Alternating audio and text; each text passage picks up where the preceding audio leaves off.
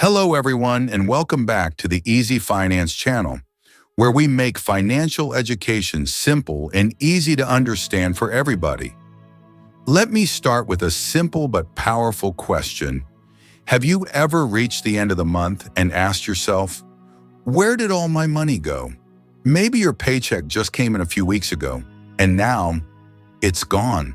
No big purchases, no crazy spending spree, just everyday life. Coffee, groceries, bills, a few online orders, maybe a lunch out with friends. And yet somehow the numbers don't add up. You're not sure what happened, but you're sure of one thing: saving money feels harder than it should be. If this sounds familiar, trust me, you're not alone. In fact, this question, where did my money go, is one of the most common and most frustrating questions in personal finance. But what if I told you that the answer isn't about making more money? It's about changing what you do with the money you already have, one small habit at a time. Today we're going to talk about something that can quietly and powerfully change your financial life. Daily habits. Tiny things you do every day that either help you save or cause you to lose money without even realizing it. So stay with me, because by the end of this video, you'll have a clear understanding of how your daily routine can become your secret weapon for saving money. And of course, if you find this video helpful, please like it, subscribe to the Easy Finance channel, and share it with someone who wants to start saving but doesn't know where to begin. Meet Clara, the queen of small things. Clara is a 35-year-old nurse. She doesn't make a huge salary, but she also doesn't live in poverty. She's in that space a lot of people are in, comfortable but not free. She pays her rent, her bills, her groceries. She even treats herself once in a while, but no matter how much she tries, her savings account always looks the same: empty. One day, Clara sits down with a cup of tea and opens her banking app. She scrolls through her transactions and starts to notice something. Almost every single day, she's spending money. A morning coffee, a snack at the gas station, a little something from that cute online shop she found on Instagram. Nothing huge, just a few dollars here and there. But when she adds it up, she's shocked. She's spending $10 to $15 a day without even noticing. That's $300 to $450 every month, and none of it is going toward the things she really wants, like a vacation or a better emergency fund or a deposit for her own place. That night, Clara has a moment of realization. I don't need to change my income. I need to change my habits. And that's where everything begins. The wake-up routine that changed her wallet. Clara decides to start with her mornings. Every day before work, she buys a coffee and a breakfast sandwich on the way to the hospital. It's quick, it's easy, and it's what she's used to. But now that she's tracking her habits, she realizes those two items are costing her nearly $7 a day. That's $35 a week, $140 a month. Just for breakfast she barely enjoys while rushing to work. So she makes a new plan. She buys a small travel mug, sets her coffee machine the night before, and starts making breakfast at home. Takes 10 minutes, but it saves her $5 a day. At first it feels like a chore, but after a week or two, it becomes part of her rhythm. She starts her day more peacefully. She feels in control. And best of all, she's already saved $50 without doing anything drastic. Clara realizes something powerful. Saving money doesn't always mean sacrificing. Sometimes it just means preparing. The no-spend trick that actually works. A few weeks later, Clara tries something new.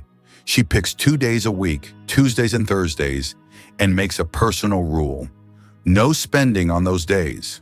No online browsing, no takeout, no little extras, just the essentials.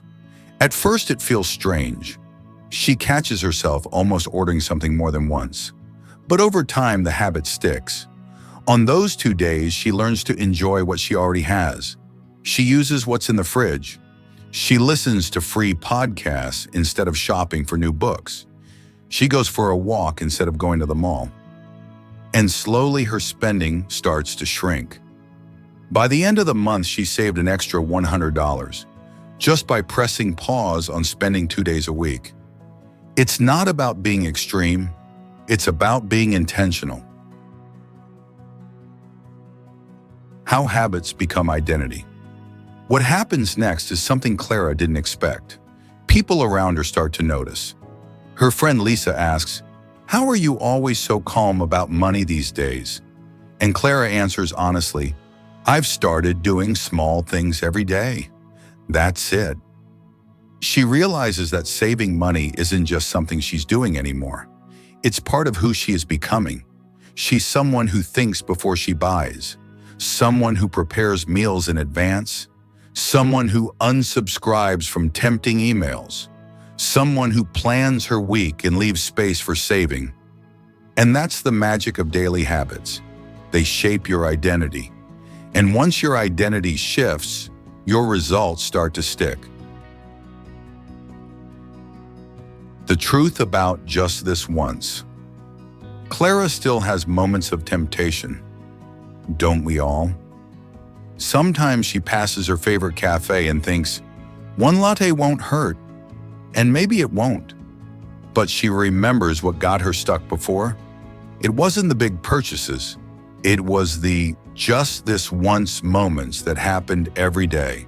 A $7 coffee here, a $12 lunch there. Not because she was irresponsible, but because she wasn't paying attention.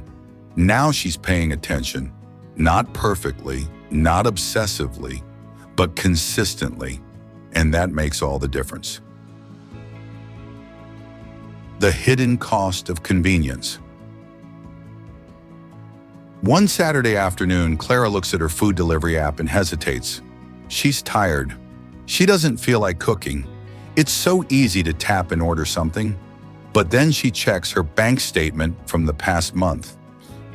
She spent over $180 on delivery fees and tips. Money that could have gone into savings or toward the new phone she's been thinking about. That moment hits her hard. So she deletes the app, not forever, but for now. She challenges herself to cook at home, even if it's simple, even if it's just toast and eggs or a quick pasta dish. And every time she does, she reminds herself, I'm choosing freedom over convenience, because convenience often comes with a hidden cost, and awareness is what makes you stronger.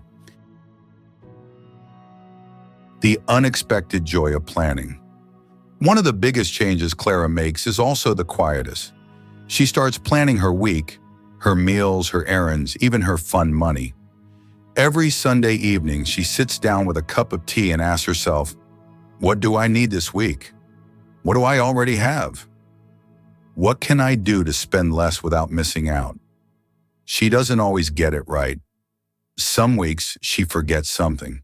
Some weeks she splurges. But overall, her spending drops. Her savings grow. Her anxiety disappears. And most surprisingly, she starts to enjoy it. Because planning is no longer about rules. It's about being in charge. And there's nothing more satisfying than feeling in control of your money. Not because you make more, but because you use it with purpose. You don't need big moves, you need small habits. So what did Clara really change? She didn't get a raise. She didn't move into a cheaper apartment. She didn't take on a second job. All she did was build better daily habits. Simple, tiny habits that helped her spend less and save more without making her life harder. And you can do the same. You don't need to overhaul your life. You don't need to cut out all joy. You just need to start noticing, start adjusting, start being intentional with how you move through your day. Because in the end, it's not the big moves that change your financial future. It's the small ones, the ones you make today and tomorrow and the next day. And if this video gave you something to think about, something to try, or something to feel hopeful about, please take a moment to like it, subscribe to the Easy Finance channel, and share it with someone you care about. Let's make saving simple. Let's make it part of our everyday life. Thanks for watching. I'll see you in the next video. Until then, stay kind, stay curious, and stay financially smart.